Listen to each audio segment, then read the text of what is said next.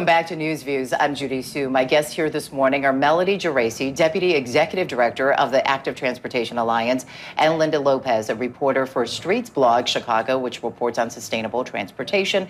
And we're talking about this pilot program of dockless rental bikes that's going in some neighborhoods on the south side. Let's talk about what you have seen in other cities. How many cities are currently using a program like this, and what are the ups and downs that we have learned? Yeah, so our understanding is that it's had its rough rollout. Dockless Bike Share, because these are for-profit companies that are looking often to make, a sudden impact. They're disruptors.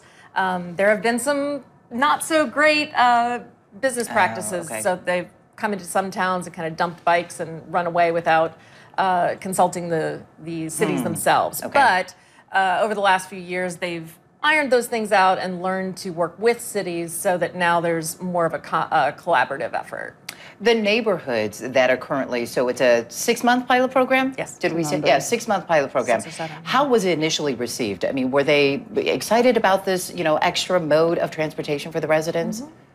I think it's still too early to see what residents in general throughout the entire region are gonna think. Okay. I also think there has to be some education about what they are, because they're gonna see bikes on the street. Well, what is this? Right. There's no docks, and I think it's a fairly new concept. So I think some education also has to be coupled with bringing the bikes to see what residents actually feel about them. And it's actually a requirement by the city. The city has some specific requirements for each company that they have to meet in order to participate in the pilot program, and community engagement is one of them. And what are we hoping is there an economic impact component to all of this? What are we hoping that this will, bring to the communities, to the city, and to the residents? Well, we actually convened a group of community leaders around this idea and asked them what they thought was needed. What should happen? How should the community benefit from this?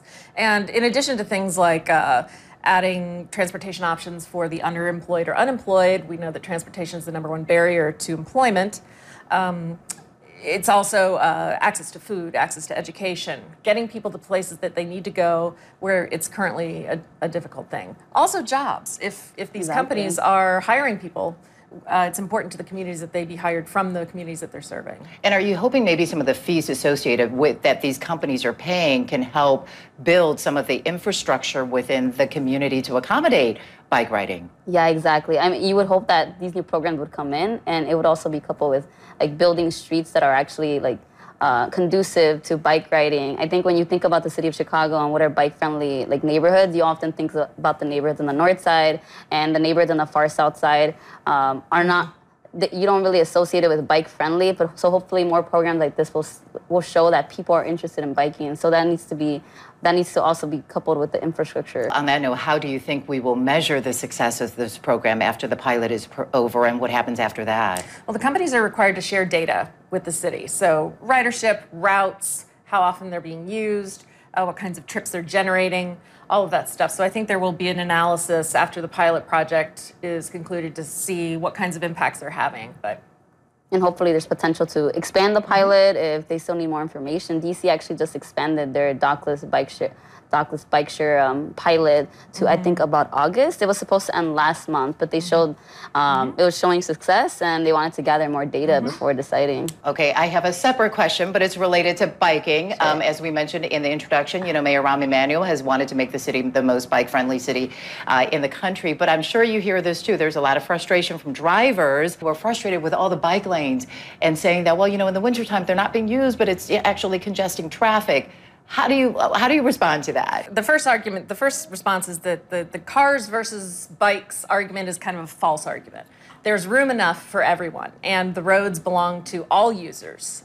Streets should be complete for pedestrians, bicyclists, people with disabilities, older adults, children, mothers with strollers. Everyone should be able to have access to a safe and comfortable way to use the road.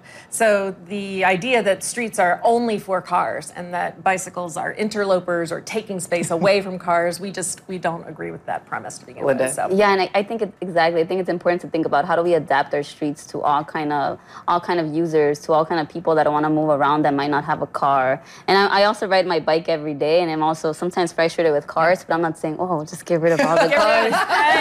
Although There's an idea. Well, or maybe potentially figure out alternatives to driving, like right. biking, taking the train. I think it's important for our world, especially like energy efficiency, like climate change, thinking about what are other alternatives to moving around our cities. And drivers, if we get more people on bikes, then there will be less cars on the road, and drivers will have a quicker And to that point, these two ladies both ride during winter in snow and rain to work. All right, thank you so much for coming in this morning and chatting about this.